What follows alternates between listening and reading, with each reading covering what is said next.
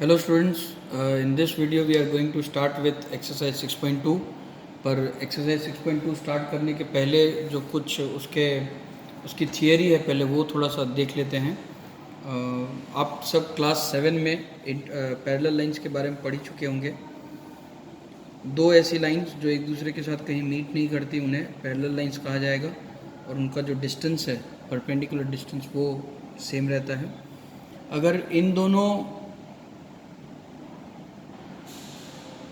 दोनों के बीच का इन दोनों को एक लाइन इंटरसेक्ट करती है इस तरह से किसी ट्रांसवर्सल से, एक लाइन L है, एक लाइन M है और एक लाइन हम P ले लेते हैं, तो 8 एंगल्स क्रिएट होंगे। एंगल 1, एंगल 2, एंगल 3 और एंगल 4 नाम दे देते हैं 1, 2, 3 और 4। सेम उसी तरह से यहाँ पे भी angle 5, angle 6, angle 7 and angle 8 angles create होंगे और इन 8 एंगल के बीच के कुछ रिलेशंस हैं जो प्रीवियस क्लास में भी पढ़ चुके हैं, लेकिन मैं यहाँ पे आपको एक बार रिवाइज करवा दूंगा। फिर हम एक्सरसाइज 6.2 पे 2 से स्टार्ट करेंगे। सबसे पहला जो रिलेशन है वो है कॉरेस्पॉन्डिंग एंगल्स का।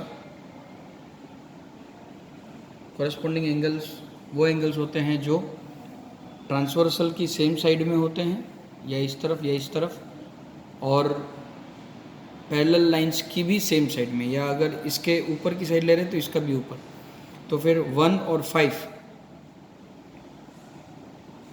एंगल 1 इक्वल टू एंगल 5 हो जाएगा। सेम उस तरह से ट्रांसवर्सल के इस तरफ में 2, 3, 6, 7 है, पर अगर मैं दोनों पैरेलल लाइंस के ऊपर की साइड बात करूं तो एंगल 2 और एंगल 6। सेम उसी तरह से angle 3 is equal to angle 7 और angle 4 is equal to angle 8। 1 equal to 5, 2 equal to 6, 3 equal to 7, 4 equal to 8। Same उसी तरह से नेक्स्ट आएंगे अल्टरनेट इंटीरियर एंगल्स।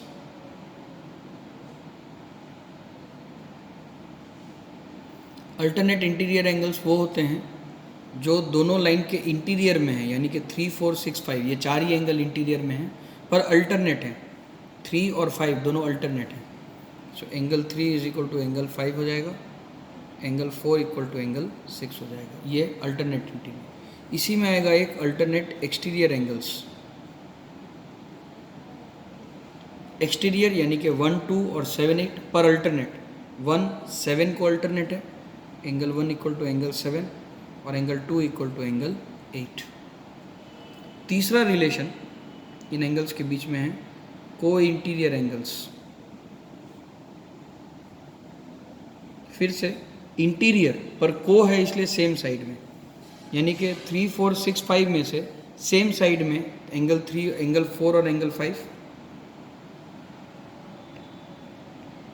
पर याद रखिए कॉरस्पॉन्डिंग एंगल और अल्टरनेट इंटीरियर एक्सटीरियर एंगल एक दूसरे को इक्वल होते हैं, पर कोई इंटीरियर एंगल्स सप्लीमेंट्री होते हैं एक दूसरे को, इसलिए उन दोनों एंगल का सम 180 डिग्री होगा। Angle 3 plus angle 6 is equal to 180 degree.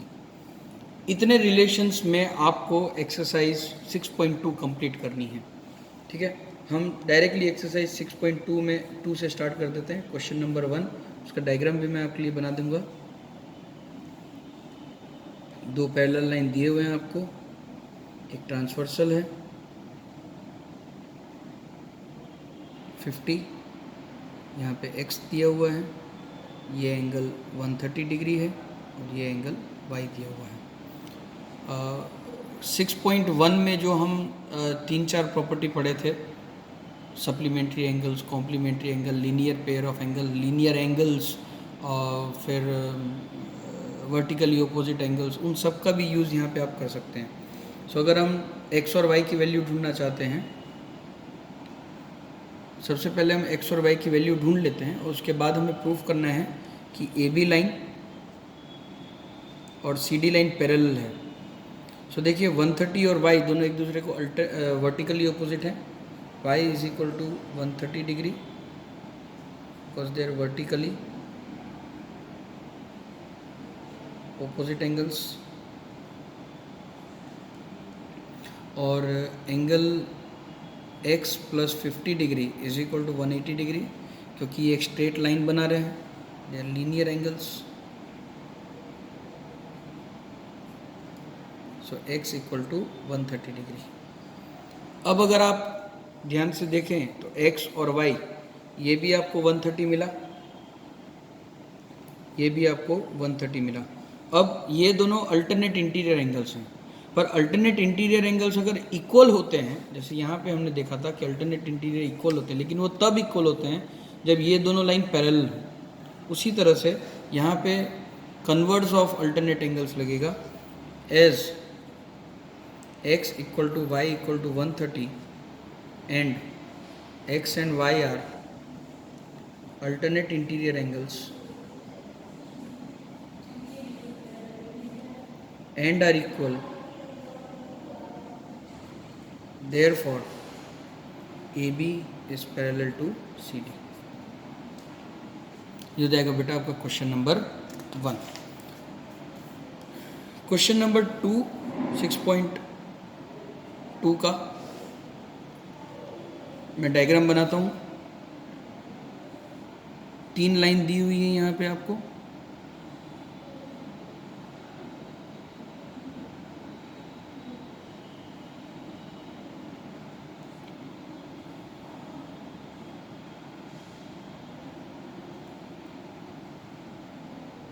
A B C D E F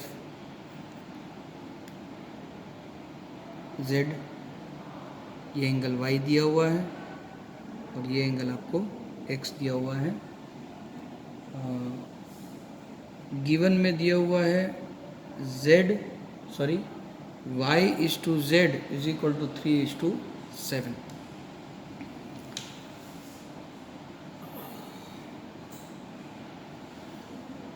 और AB पैरेलल टू CD और CD पैरेलल टू EF दिया हुआ है। सो एज सॉल्यूशन से स्टार्ट करेंगे। Solution as AB is parallel to CD and CD is parallel to EF, therefore AB is parallel to EF।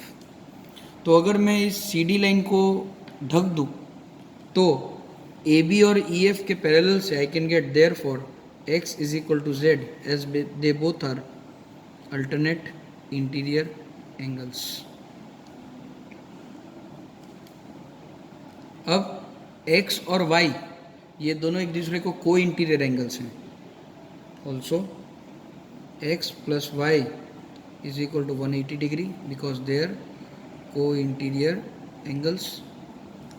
Therefore 3a plus, अगर हम यहाँ पे कांस्टेंट ऑफ प्रोपोर्शनलिटी a लेते हैं, therefore y is equal to 3a, z is equal to 7a। So 7a plus 3a is equal to 180 degree। So 10a is equal to 18 degree। So 180 degree। So a is equal to 18 degree।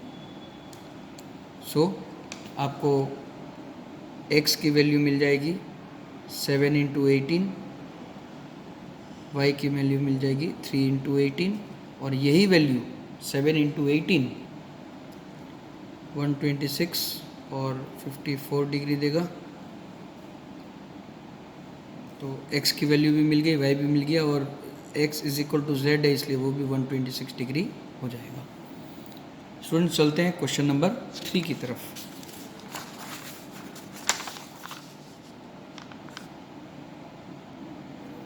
Students ये है question number 3, और इस question number 3 में हमने जो diagram दिया है वो बना लिया है, जो गिवन है वो भी मैंने लिख दिया है। A B parallel to C D है, ई एफ परपेंडिकुलर है सी डी को, ये परपेंडिकुलर होगा तो इसको भी परपेंडिकुलर हो जाएगा, ठीक है। अल्टरनेट इंटीरियर्स है, ये इस तरह से आपको जजमेंट तुरंत आ जाना चाहिए। एंगल ए जी ई आपको फाइंड करना है, ए जी ई यानी कि ये एंगल आपको फाइंड करना है। जी ई एफ यानी कि ये एंगल, और एफ जी ई यानी कि ये एंगल। ये 3 एंगल आपको फाइंड करने हैं, और आपको दिया हुआ है एंगल जी ई डी यानी कि ये पूरा एंगल। अब अगर आप ध्यान से देखें, और ई एफ को अगर आप भूल जाएं तो एंगल जी ई डी और एंगल ए जी ई दोनों एक दूसरे को अल्टरनेट इंटीरियर एंगल होंगे। सॉल्यूशन में लिखेंगे हम angle G E D is equal to angle A G E is equal to 126 degree because they are alternate interior angles. मैं इस तरह से शॉर्ट में लिख रहा हूँ, आपको पूरा लिखना है। अब अगर ये 126 है तो ये लीनियर पेयर हो जाएगा उसके साथ F G E, also angle F G E plus angle G A G E is equal to 180 degree because they are linear angles. So angle F G E plus 126 degree is equal to 180 degree. So angle FGE is equal to 54 degree.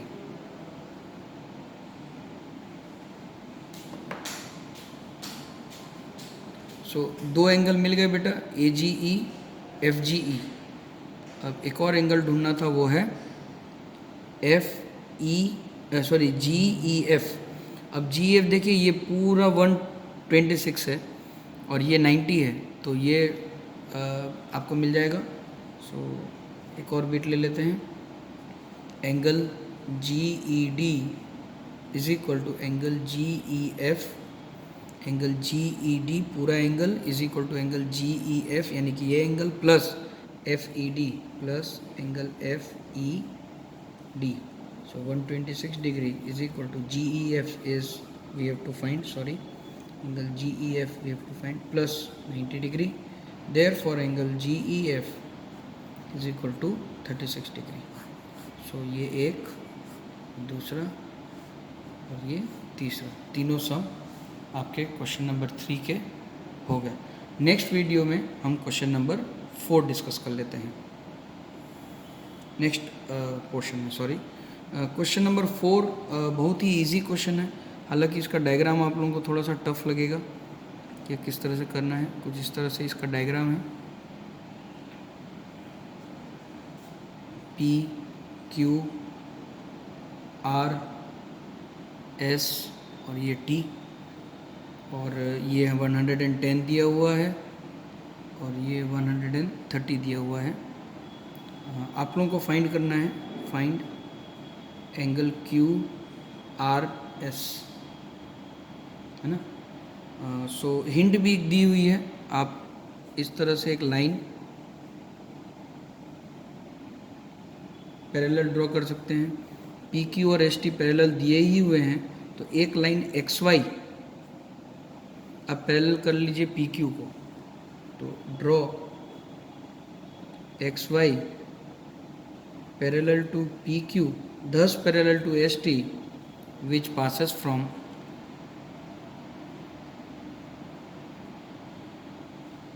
R।